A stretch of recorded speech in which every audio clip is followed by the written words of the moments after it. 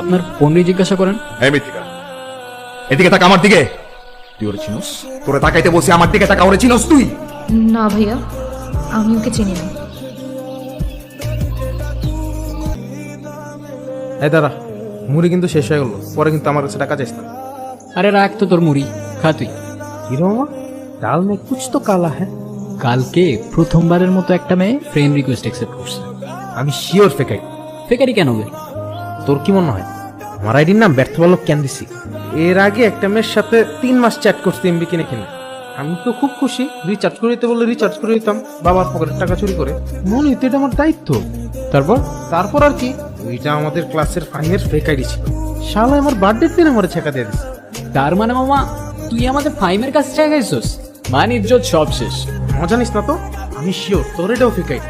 আরে ধুর, কি বলস? আমার সাথে তোর কথাও হইলো। কথা হয় না, আমার শুধু চ্যাট হয়েছে। নাম্বার চ্যাট দিস, জীবনও দিব।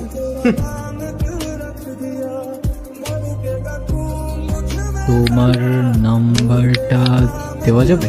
সরি, অচেনা কাউকে আমি আমার নাম্বার দিই না।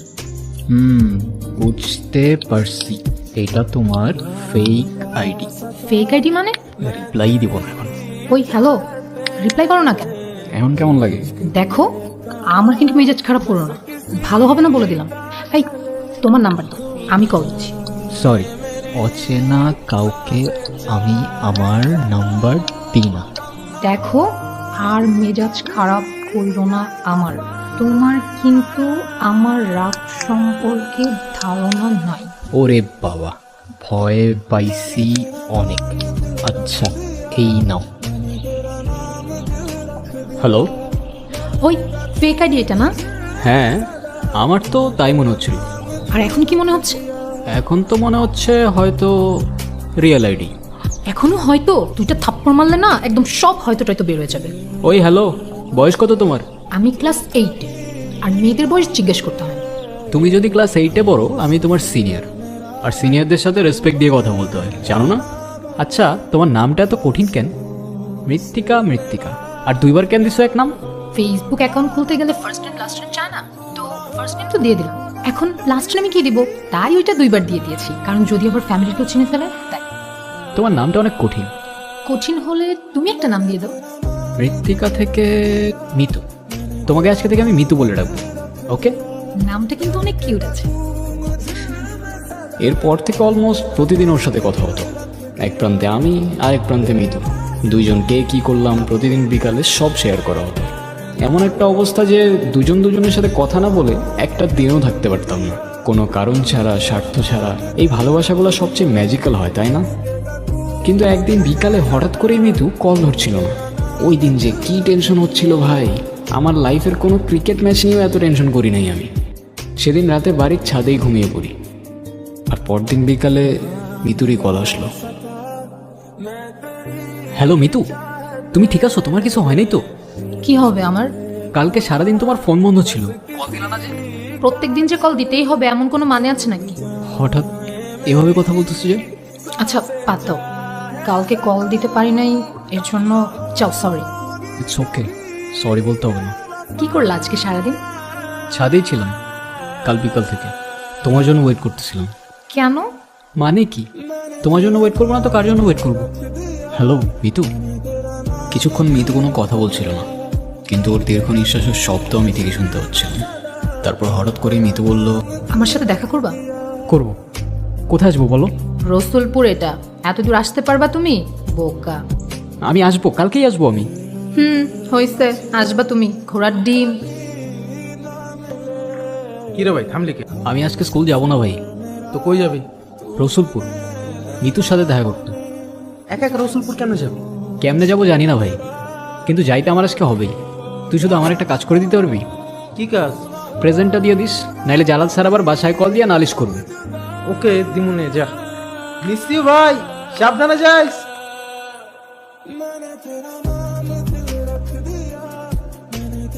মিতু দেখা করতে আসবে কিনা জানি না, কিন্তু আমি ঠিকই চলে আসলাম রসুলপুরে। জীবনে প্রথম একা, আর এত দূরে আসলাম। মিতুর দেওয়া বর্ণনার মতো প্রত্যেকটা জিনিস রসুলপুরের সাথে মিলে যাচ্ছিল, এখানকার পরিবেশ, রাস্তা, সব কিছু। তবে মিতু ফোনে অলওয়েজ বলতো আমাদের প্রথম দেখা হলে সেটা অবশ্যই রসুলপুরের সবুজ রাস্তায় হবে। ভাই, আপনি কি এ এলাকার? হ ভাই, এই এলাকায়। ওই রসুলপুরের সবুজ রাস্তাটা কোন দিয়ে বলতে পারেন? ওই দিকেই সবুজ রাস্তা। আচ্ছা ভাই, শুক্রিয়া। জীবনে প্রথমবার আসলেও কেন যেন জায়গাটা খুব চেনা চেনা লাগছিল। বোকার মতো এসে তো বললাম, এখন মিতুর সাথে দেখা কিভাবে হবে সেটার ব্যাপারে ঠিক আইডিয়া ছিল না। আপনারা ভাবতে পারেন একটা কল দিলেই তো হয়, রাইট? আমার কাছে ফোন থাকলে তো দিব। আমি যে ফোনটা চালাতাম ওটা তো মায়ের ফোন ছিল। কিন্তু একটা জিনিস ভাবতেই অবাক লাগছিল, যে মেয়েটাকে কখনো চোখেই দেখিনি, তার জন্য কোথায় থেকে কোথায় চলে আসলাম।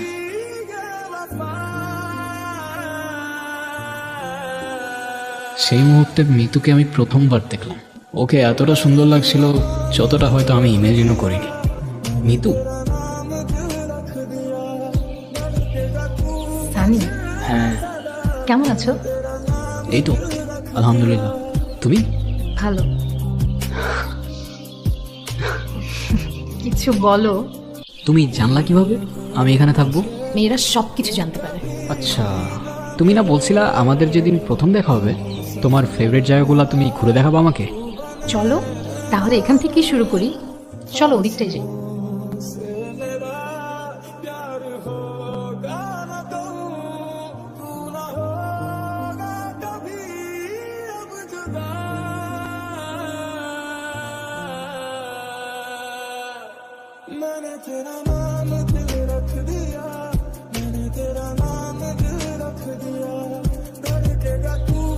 আমি প্রথমে ভাবছিলাম তুমি মজা করতেছো, তুমি যে সত্যি আসবা আমি ভাবিই নাই।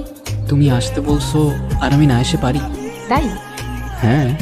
আচ্ছা, আমার না কেন যেন মনেই হচ্ছে না এটা তোমার সাথে আমার প্রথম দেখা।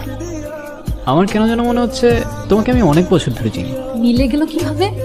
আমারও তো ঠিক তাই মনে হচ্ছে। ব্যাপারটা কেমন ম্যাজিক্যাল না? না তুমি আমায় চিন্তা, না আমি তো।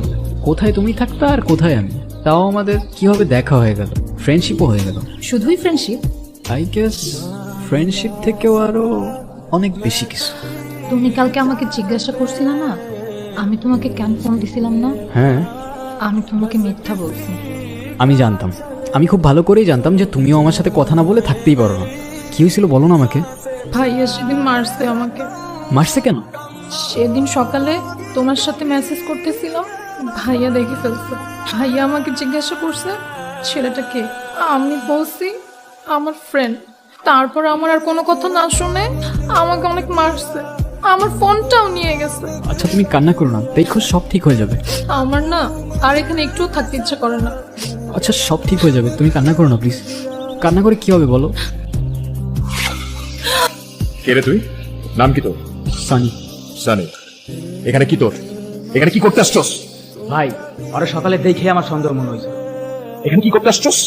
ওর সাথে দেখা করতে। কার সাথে? আমার বোনের সাথে। ভাই আমার কথাটা শোনেন, আমি বুঝাই বলতেছি। তোর কথা শুনবো মনে? তোদের মতো শহরের পোলোক আমার খুব ভালো করে চেনা আছে। ভাই আপনি কিন্তু না বুঝেই ভুলভাল বলতেছেন। তোর সাহস তো কম না, তুই আবার আমার মুখে মুখে কথা বলস। আমার বোন তোর সাথে দেখা করতে আসবো কেন? আমার বোনকে আমি চিনি না। বিশ্বাস না হলে আজকের পর থেকে তোর যদি আমি রসুলপুরে দেখছি, তোর লাশ কেটে আমি করতে রেখো। সেদিন খুব কষ্ট পেয়েছিলাম, পাওয়াটাও স্বাভাবিক। এক মুহূর্তেই ও আমায় চিনতে অস্বীকার করে ফেলল। সেই মুহূর্তে মনে হচ্ছিল দুনিয়াতে আসলে ভালোবাসা বলে কিচ্ছু নেই, কিন্তু টিনেজ ইমোশনস তো। পরের দিন থেকে আবার মিতুকে কল দিতে লাগলাম। 1 দিন, 2 দিন, 5 দিন, 10 দিন, মিতুর ফোন অফ। কেমন যেন অ্যাবনর্মাল হয়ে যাচ্ছিলাম দিন দিন। রাব্বিকে নিয়ে আবার রসুলপুরেও গেলাম, গিয়ে শুনলাম ওখান থেকে ওরা চলে গেছে। কোথায় গেছে কেউ জানে না। বিষয়টা কষ্টের সাথে সাথে রহস্যময়ও ছিল, কিন্তু ওই মুহূর্তে আমার মধ্যে কষ্ট ছাড়া অন্য কোনো ফিলিং কাজ করছিল না। মিতুকে অনেক খুঁজেছি, কোথাও পাইনি। ওর সাথে সাথে ওকে না বলা অনেকগুলো কথা মনের একটা কোণে কোথায় যেন হারিয়ে গেল।